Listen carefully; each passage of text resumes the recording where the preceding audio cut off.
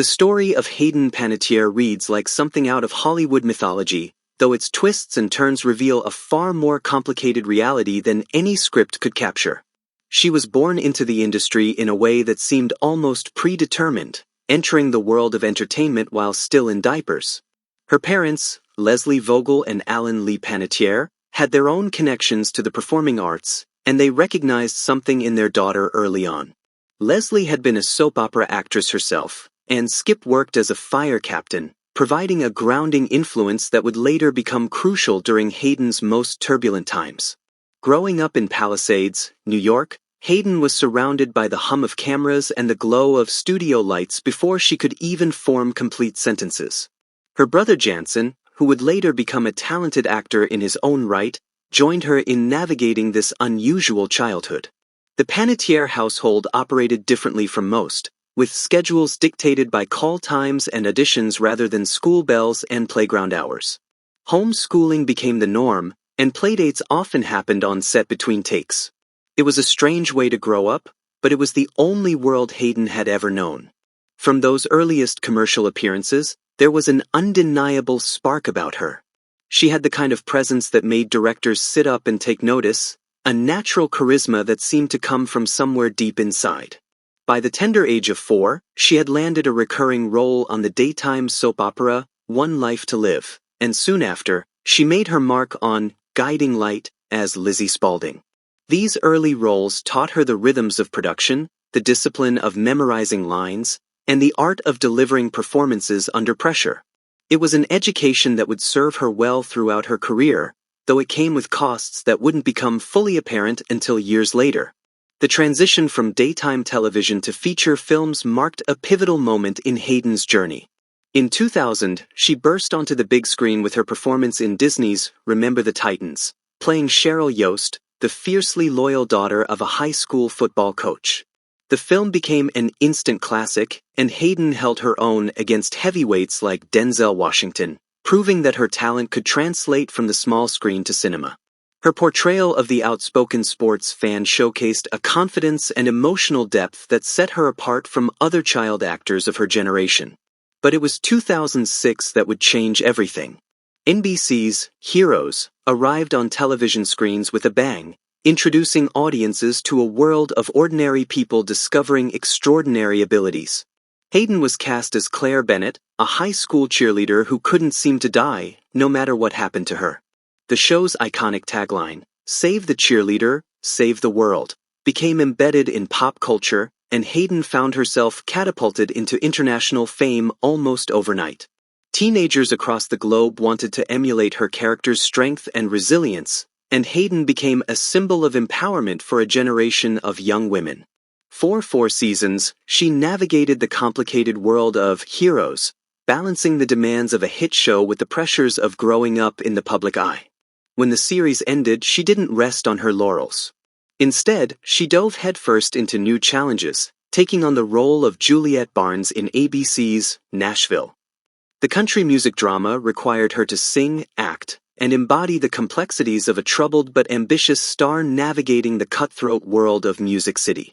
Her performance earned her 2 Golden Globe nominations and critical acclaim that validated her transition from teen star to serious actress.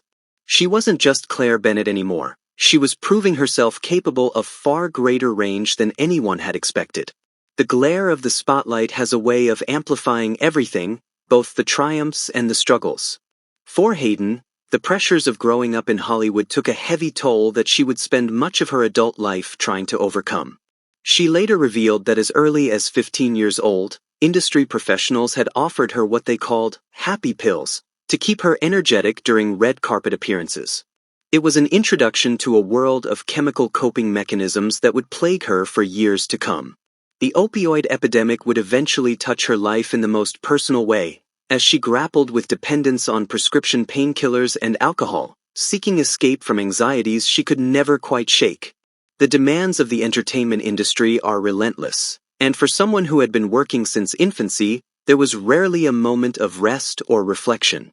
Hayden spoke openly in later years about the glamorous trap of fame, how the very thing that made her career possible also made it nearly impossible to find authentic connection or peace. The constant need to perform, to present a polished version of herself to the world, created a disconnect between her public persona and her private struggles. Behind the smile and the red carpet gowns was a young woman fighting battles that few people understood. Relationship with Wladimir Klitschko. In 2009, Hayden's life took an unexpected turn when she met Wladimir Klitschko, the Ukrainian heavyweight boxing champion who towered over most people he encountered. Their romance captured the public imagination precisely because of its unlikeliness. Here was a woman who had spent her life in front of cameras and a man who had dedicated himself to physical mastery in the ring, two people from vastly different worlds who somehow found common ground. Their height difference became a subject of endless fascination for tabloids, but those who knew them recognized something genuine beneath the surface spectacle. Their relationship followed a pattern of intense connection punctuated by periods of separation. They dated for 2 years before a brief split in 2011, only to find their way back to each other. In 2013, they announced their engagement, and the following year brought the arrival of their daughter, Kaya Evdokia Klitschko, in December 2014. For a time, it seemed like Hayden had found the stability she'd been searching for, a family of her own away from the chaos of Hollywood. But postpartum depression descended upon her with a ferocity that she hadn't anticipated. The hormonal shifts, the sleep deprivation, and the weight of new responsibility combined with Hayden's pre-existing vulnerabilities to create a perfect storm. She found herself increasingly reliant on substances to get through each day, and the strain began to show in her personal life and her professional commitments. The fairy tale engagement crumbled under the weight of these challenges, and in 2018, the couple officially ended their engagement. The most devastating consequence of their split was the decision regarding their daughter. Kaya moved to Ukraine to live primarily with Wladimir, a choice that Hayden later described as both heartbreaking and necessary. She knew that she needed to prioritize her recovery, that she couldn't be the mother Kaya deserved until she dealt with her own demons. It was the kind of decision that no parent wants to make, a sacrifice born of love and desperation in equal measure. Tragedy continued to shadow Hayden's life in ways that seemed almost unbearable. In February 2023, her younger brother Jansen died suddenly at just 28 years old. The cause was cardiomegaly, an enlarged heart that had gone undetected until it was too late. Jansen had been her partner in navigating the entertainment industry, her confidant, and one of the few people who truly understood the unique pressures of their shared childhood. His death shattered something fundamental in Hayden, leaving a void that nothing could fill. She spoke publicly about her grief, about the physical toll that stress and trauma take on the body and mind. The work of recovery became more complicated, layered with the weight of profound loss. Yet even in her darkest moments, Hayden found purpose in advocacy. She channeled her energy into wildlife conservation, particularly marine life and whales, causes that had been close to her heart for years. When war broke out in Ukraine, she also directed her efforts toward humanitarian aid, using her platform to raise funds and awareness for the country that her daughter called home.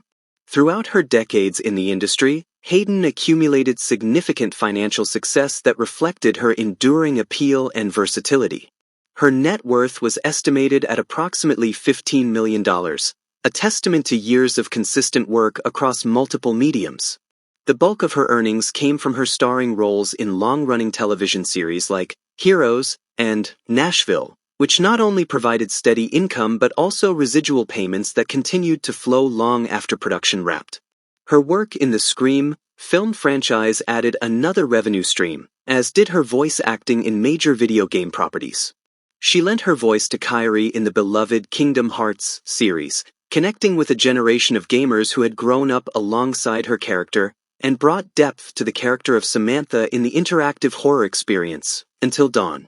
Brand endorsements, most notably with Neutrogena, rounded out her portfolio, allowing her to build a financial foundation that provided security even as her personal life faced significant challenges. On August 16, 2026, the entertainment world received news that sent shockwaves through Hollywood and beyond. Hayden Panettiere had passed away at just 36 years old. Emergency responders arrived at a residence in Greenville, South Carolina, following a call reporting an unresponsive individual in cardiac arrest. Despite their efforts to revive her, she was pronounced dead shortly thereafter. Initial investigations indicated no immediate signs of foul play, but the circumstances surrounding her death raised more questions than answers. Cardiac arrest had occurred, but what had triggered it remained unclear.